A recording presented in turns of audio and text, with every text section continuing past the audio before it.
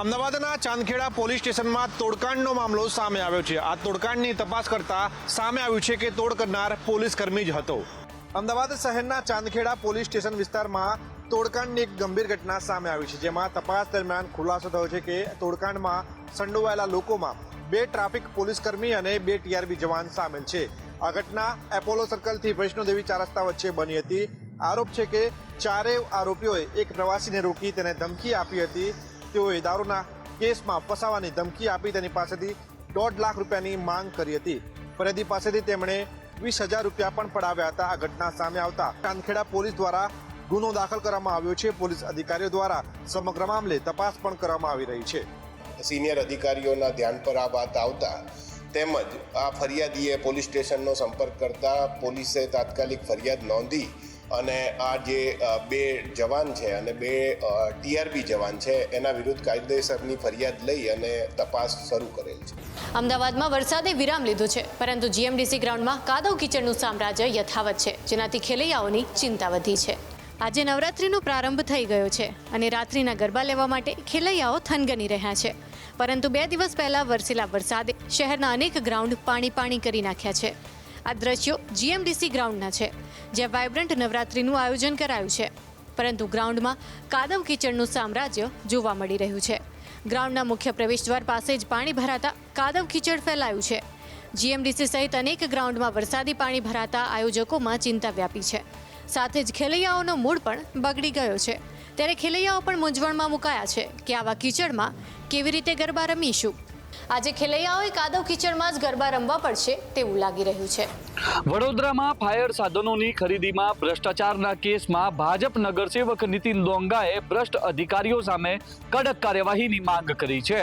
વડોદરા મહાનગરપાલિકાના fire brigade વિભાગમાં રૂપિયા 3.17 કરોડથી વધુના સાધનોની વિવાદાસ્પદ ખરીદીમાં ગંભીર ગેરરીતિઓ સામે આવી હતી, જેને લઈ મ્યુનિસિપલ કમિશનરે તાત્કાલિક પગલાં લેતા વિભાગના head doctor Devesh Patel, chief fire officer Manoj Patil અને ડેપ્યુટી ચીફ ફાયર ઓફિસર નૈતિક ભટ્ટને સસ્પેન્ડ કર્યા હતા, પરંતુ ભાજપના નગરસેવક નીતિન ડોંગાએ આ 3 અધિકારીઓ સામે ફરિયાદ દાખલ કરી ડિસમિસ કરવાની માંગ કરી છે।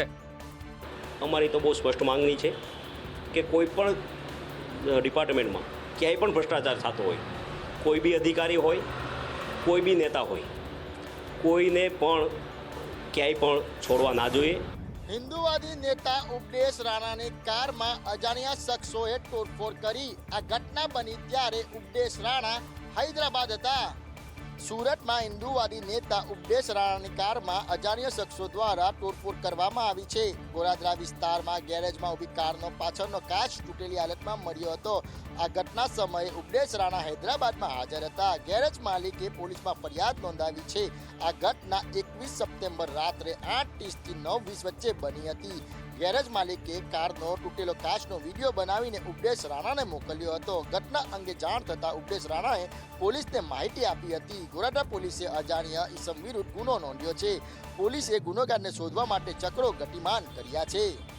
તોડફોડ કરવાનું ચોક્કસ કારણ સામે આવ્યું નથી, પરંતુ ગોરાદરા પોલીસે તમામ દિશાઓમાં તપાસ શરૂ કરી દીધી છે।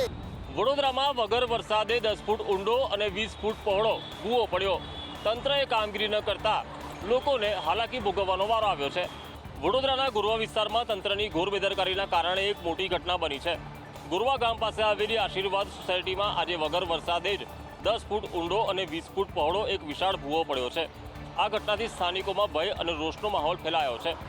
સ્થાનિક રહેવાસીઓના જણાવ્યા મુજબ થોડા સમય પહેલાં આ જ જગ્યાએ એક નાનો ભૂવો પડ્યો હતો, તેની જાણ તેમણે તંત્રને કરી હતી અને વારંવાર રજૂઆતો પણ કરી હતી। આ ભૂવાનું સમારકામ કરવામાં આવે જેથી કોઈ મોટી દુર્ઘટના ન બને। જોકે તંત્ર દ્વારા આ રજૂઆતોને અવગણવામાં આવી હતી અને કોઈપણ પ્રકારની કામગીરી કરવામાં આવી ન હતી, જેના પરિણામે આજે આ નાનો ભૂવો મોટો બનીને એક ગંભીર સમસ્યા ઊભી કરી છે। દર વર્ષે ચોમાસામાં અનેક ભૂવાઓનું નિર્માણ થતું હોય છે, પરંતુ વગર વરસાદે આટલો મોટો ભૂવો પડવો એ તંત્રની નિષ્કાળજી છતી કરે છે। ભાવનગરની જીવાદોરી બોર તળાવ છલકાયું છે।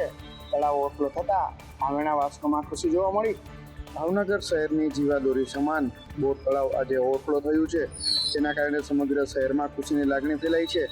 ઉપરવાસમાં પડેલા ભારે વરસાદના કારણે 43 ફૂટની સપાટીએ પહોંચતા જ બોર તળાવના 7 દરવાજા ઉપરથી પાણી વહી રહ્યું છે।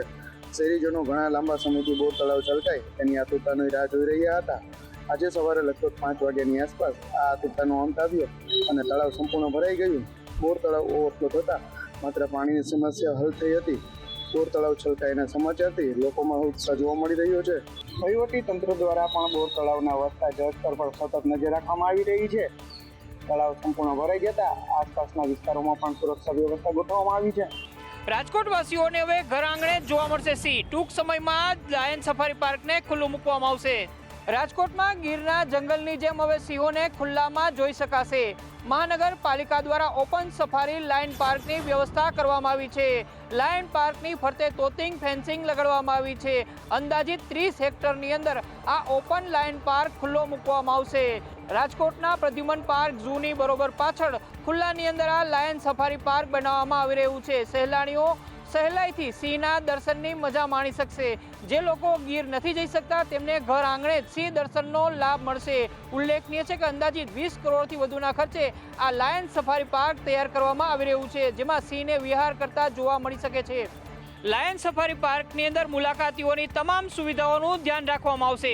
પાર્કિંગ, ફિલ્ટર પાણી સહિતની વ્યવસ્થાઓ કરવામાં આવશે. રાજ્યના નાગરિકોને 94 નવી 108 એમ્બ્યુલન્સ મળી છે. મુખ્યમંત્રીના હસ્તે રાજ્યના નાગરિકોને સ્વાસ્થ્યલક્ષી ભેટ મળી.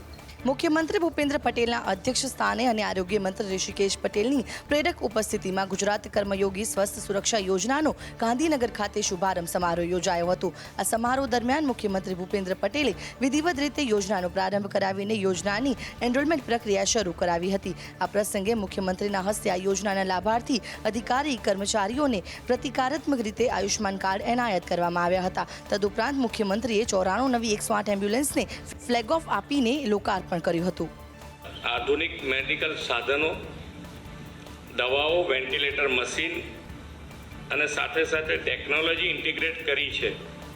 એટલે વધુ સારી રીતે કદાચ પહોંચવામાં ક્યાંક હોસ્પિટલ દૂર હોય, પહોંચવામાં વાર થાય તો અંદર એમ્બ્યુલન્સમાં જ સુવિધા મળી શકે એવા પ્રયત્નો પણ આજે થઈ રહ્યા છે. તો આ એમ્બ્યુલન્સ પણ ખૂબ સારી લોકોની સેવામાં કામમાં આવવાની છે.